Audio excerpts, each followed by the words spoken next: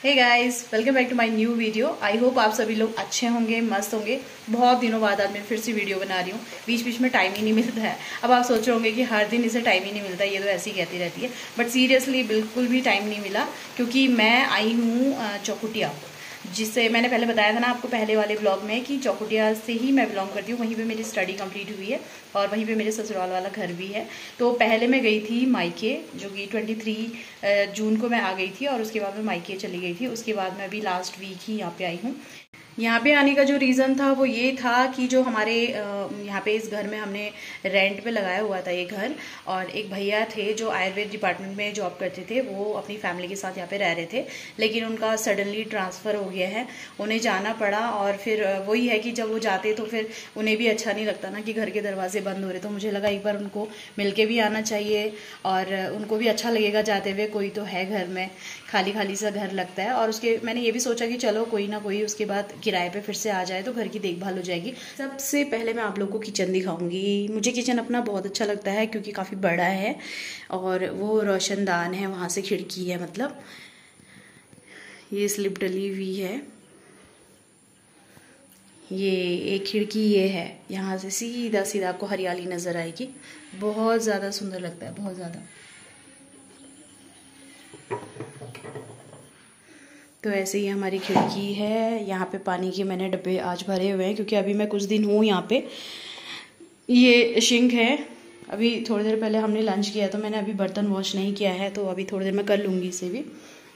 फिर यहाँ से वापस जब हम आते हैं तो ये थोड़ा सा मेरे जो इन लॉज थे उन लोगों ने यहाँ पे ये डाइनिंग रूम बनाया था, बट कुछ ना कुछ रीज़न ऐसे निकल जाते हैं ना, तो इंसान को चेंजेस करने पड़ते हैं।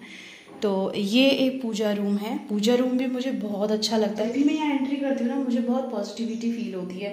ये डायरेक्ट पूर्व दिशा में ही इसकी खिड़की है, तो जब पूजा जो भी करेगा ना यहाँ पे, उसे वैसे भी बहुत अच्छा लगेगा। और काफ़ी स्पेस है बैठने का भी। ये देखिए स्पेस काफ़ी है। ये मंदिर की सीढ़ियाँ, यहाँ पे भगवान जी को हम रख सकते हैं। और यहाँ पे ये पूरा स्पेस जो है ना, ये बैठने का है, तो आराम से बंदा बैठ के यहाँ पे पूजा कर सकता है, मन को शांत कर सकता है। फिर यहाँ से जैसे ही बाहर निकलेंगे तो फिर ये जो कमरा है, पीछे की तरफ से जो रास्ता है ना हमारा, तो ये वाला रास्ता है। तो जो भैया लोग थे ना वो इसी कमरे में रहते थे। ये वाला कमरा था उनके पास, ये पूरा कमरा है। एक्चुअली कल वो जब गए ना तो उनका जो बिस्तर है वो ऐसे ही वो बिस्तर लगा हुआ था, तो मैंने अभी फोल्ड नहीं किया है। अभी साफ़ सफाई होगी जब ये इनको फोल्ड किया जाएगा। और ये वाला सेट उनके पास था, ये रूम, ये पूजा रूम जो मैंने आपको अभी दिखाया, और ये किचन का सेट जो था ये पूरा उनके पास था। ये हमारा यहाँ पे बाथरूम है। आजकल मैं ही हूँ यहाँ पे, तो फिर मुझे ही सब कुछ देखना पड़ रहा है। और ये जो बाथरूम है इसके जस्ट बगल में पार्टीशन आपको दिख रहा होगा। ये पार्टीशन मेरे ससुर जी ने इसलिए किया था लास्ट में, ताकि यहाँ पे कोई एक जो सेट है वो रेंट पे दे सके वो, क्योंकि वो भी अकेले थे। मेरी सास की डेथ हो गई थी 2011 में, तो फिर उनको फाइनली अकेले रहना था, तो इस वजह से उन्होंने ये सेट किराए के लिए बनाया था। मतलब ये वाला जो पोर्शन है, जो ये डिवाइडेशन है, ये इसलिए किया था इन्होंने।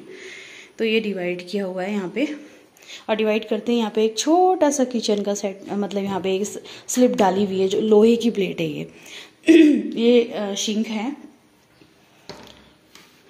ये बाथरूम है। इंग्लिश टॉयलेट उन्होंने बनाया था खुद के लिए पहले, जैसे कि मैं बता रही हूँ ना कि वो खुद के पर्पज़ के लिए उन्होंने बनाया हुआ था। और फिर ये रूम था, ये रूम हमारे ही पास था। ये बेड, ये सोफ़े, ये सब मेरे इन लॉज के थे। ये कबर्ड भी उन्होंने बहुत अच्छा स्टैंडर्ड बनाया था। और ये था हमारा फ्रंट वाला दरवाज़ा। जो फ्रंट का रास्ता है ना वो ये है, ये जो सामने दिख रहा है ना वाइट वाला, ये है फ्रंट वाला। चलिए अब सीधे अंदर को चलते हैं फिर से, और इसके जस्ट बगल वाला रूम देखते हैं जहाँ पे मैं अभी रह रही हूँ। वो है ये मैंने यहाँ पे छोटा सा किचन का सेटअप किया है क्योंकि मुझे कुछ ही दिन रहना है और उसके बाद तो मैं चली जाऊँगी। तो मैंने यहाँ पे किचन का थोड़ा सेटअप किया हुआ है ताकि मैं आऊँ तो कोई प्रॉब्लम ना हो। बाकी ये बेड लगा हुआ है, यहाँ पे मेरा बेटा सोया है। ये अलमीरा है, वो एक बड़ा सा बक्सा है, उस बक्से के ऊपर भी बक्सा है और उसके बक्से के ऊपर भी छोटा सा बक्सा है। ये टेबल रखी है, ये टीवी है उनका पुराना टाइम का, और ये सब बुक्स के भरे हुए हैं। ये रूम भी मैंने परसों ना बहुत क्लीन किया, बहुत ज़्यादा। ये फ्रीज़ है, ये फ्रिज को बहुत ज़्यादा साल हो गए हैं, उसके बाद भी ये अभी तक वेल एंड फाइन कंडीशन में है। और ये है उसका हमारे इस रूम का दरवाज़ा, और इसी रूम के दरवाजे पे लगता हुआ ये दरवाज़ा, जिसमें से मैं आपको दिखा रही थी ना अभी कि ये दरवाज़ा है, तो ये दरवाज़ा है और ये मेरा दरवाज़ा है।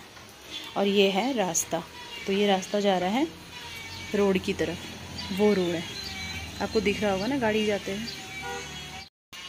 तो ये है बाहर की लोकेशन कुछ इस तरह की। जहाँ ये बांस के डंडे लगे हुए हैं ना, ये पूरा हमारा ही एरिया है। और ये गैलरी है, यहाँ पे हमने अभी बाउंड्री नहीं करवाई है, लेकिन सोच रहे हैं कि 1-2 महीने बाद हम बाउंड्री करवा लेंगे। इसके पीछे का मैं आप लोगों को दिखाती हूँ।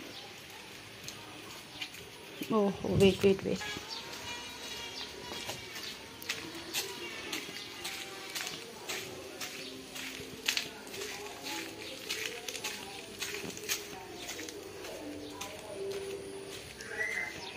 तो ये है, यहाँ पे थोड़ा कबाड़ा रखा हुआ है, अगर कोई कबाड़ी वाला आएगा तो मैं उसे दे दूँगी। ये पीछे की तरफ है, यहाँ पे भी मिर्ची विर्ची लगाई थी दीदी ने। और ये हमारे पीछे का दरवाज़ा, जहाँ से मैं आप लोगों को दिखा रही थी ना कि ये हमारा ये सेट लगा हुआ था किराए पे। और ये है हमारी सीढ़ियाँ। यहाँ पे थोड़ा सा पानी का कनेक्शन बाहर को किया हुआ था मेरे इन लॉज ने, ताकि बाहर पे वो मतलब जो भी क्यारी व्यारी बनाएंगे उसकी सिंचाई कर पाएँ। और जैसे कभी कभी होता है ना, बाहर में ही बर्तन धो लिए, अंदर मन नहीं किया तो वो सब। तो अब ले चलती हूँ मैं आपको छत में। ये सीढ़ियाँ हैं छत की।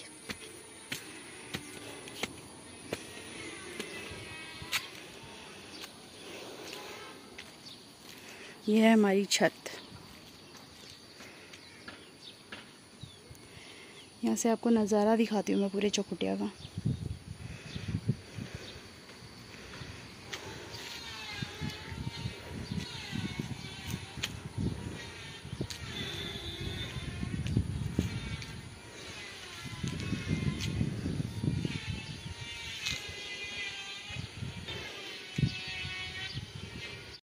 तो ये वाला कमरा है, ये मैंने खुद के लिए रखा हुआ है। अब खुद के लिए रखने मीन्स कि सामान हमारा यहीं पे पड़ा हुआ था, तो मैंने सोचा कि इसी रूम को मैं थोड़ा सा ठीक ठाक कर लूँ, क्योंकि कभी कभी हमको भी आना होता है, तो फिर हम किसी के घर जा नहीं सकते ना, कि ऐसी कि हमें मतलब आपके साथ रहना है, तो एक रूम अपने लिए तो चाहिए ही होता है। तो सोचा कि इसे ठीक ठाक कर लूँ, और मैंने इसकी इतनी सफाई करी।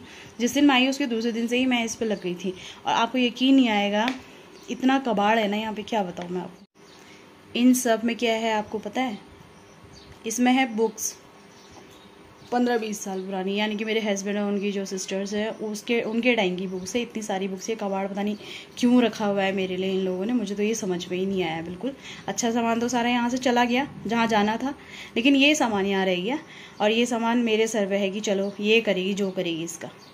तो देखिए क्या कर सकते हैं, चलिए कोई बात नहीं। बट मैंने ये पूरा सफाई करी अच्छे से, ताकि हम लोग अच्छे से रह सकें। और यकीन नहीं आएगा आपको, यहाँ पे ना 2 इतने बड़े बड़े बिच्छू भी मैंने मारे, क्योंकि कमरा काफ़ी टाइम से बंद था, मतलब सफाई नहीं थी, सामान इतना बड़ा हुआ था, तो फिर कैसे वैसे भी कर पाते कोई सफाई।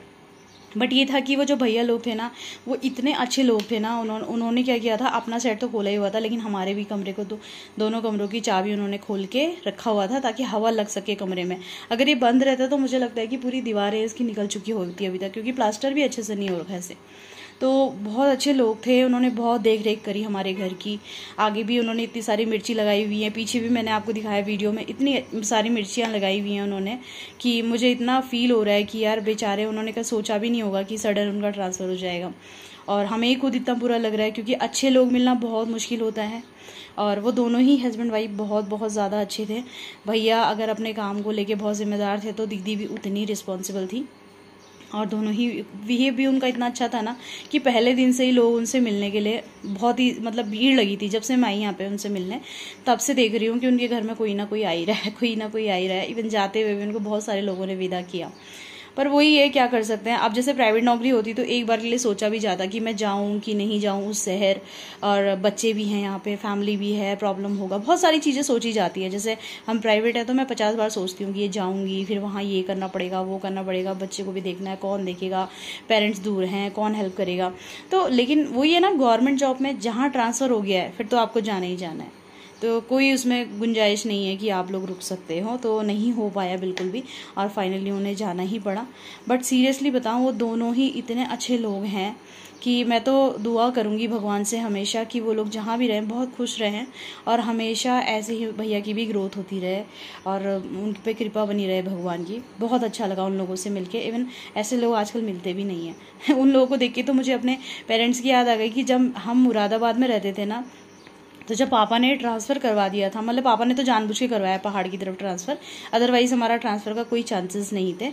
तो पापा ने जब करवाया तो बहुत, पूरा जो मोहल्ला था ना, इतना रोया, क्योंकि मेरे मम्मी पापा का बिहेव भी बिल्कुल ऐसा ही था। और वो जहाँ भी जाते थे किसी किराए के घर को अपना घर समझ के ही रहते थे। ऐसा कभी नहीं सोचा उन्होंने कि मकान मालिक का है, हम क्यों करें, हम क्यों यहाँ कुछ दिन के लिए रह रहे हैं। इस तरीके का बिहेव नहीं था उन लोगों का, इसीलिए शायद वहाँ के लोग उन्हें इतना ज़्यादा पसंद करते थे। जब हम वहाँ से आ रहे थे वापस, उस टाइम पे बहुत सारे लोग मना कर रहे थे कि मत जाओ, तुम्हारे बच्चे छोटे हैं, कौन देखेगा उन्हें, और नई जगह है, नई जगह पे लोग क्या पता कैसे होते होंगे। बट क्या करते, पापा ने ट्रांसफ़र करवा लिया था तो आना पड़ा। बट वो जो माहौल था ना वहाँ पर, वो जो पड़ोसी थे वहाँ के, वो मैं कभी नहीं भूल सकती। वो दिन जब इतने सारे लोग रो रहे थे, मम्मी रो रही थी, ऐसा लग रहा था जैसे किसी की शादी हो रही है और विदाई कर रहे हैं सब लड़की की। बस सेम वही माहौल मुझे परसों भी देखने को मिला, बहुत ज़्यादा बुरा लगा। लेकिन चलो कोई नहीं, फ़ोन नंबर है, बात करते रहेंगे सबके सब हम लोग, और देखते रहेंगे कौन कैसा है क्या है। और ज़्यादा दूर भी नहीं है, यहीं पे उनका ट्रांसफ़र हुआ है तो मिलने हम जा सकते हैं उन लोगों से। अब 1-2 दिन में कोई किराएदार बोल के गए हैं कि वो आएंगे, तो देखो वो कब तक आते हैं। फिर जैसे ही वो आएंगे तो वैसे ही मैं भी देहरादून को निकल जाऊंगी, क्योंकि बहुत टाइम हो गया मुझे, 1 महीना होने वाला है शायद मुझे। 23 को मैं आई थी, तो अगर मैं 17-18 को भी जाऊंगी तो वही 23 समझो, 1 महीने में 3-4 दिन ही कम है। तो फिर मैं भी निकलूँगी, और किराएदार लगाने इसलिए ज़रूरी हैं क्योंकि घर की देखभाल बहुत ज़्यादा ज़रूरी है। सब कुछ टूट रहा है, बिखर रहा है यहाँ पर। तो चलिए कोई बात नहीं, करते हैं। तो चलिए मिलते हैं अगली वीडियो में, बहुत जल्द मैं नया वीडियो लेके आऊँगी। तब तक के लिए आप अपना ख्याल रखिएगा।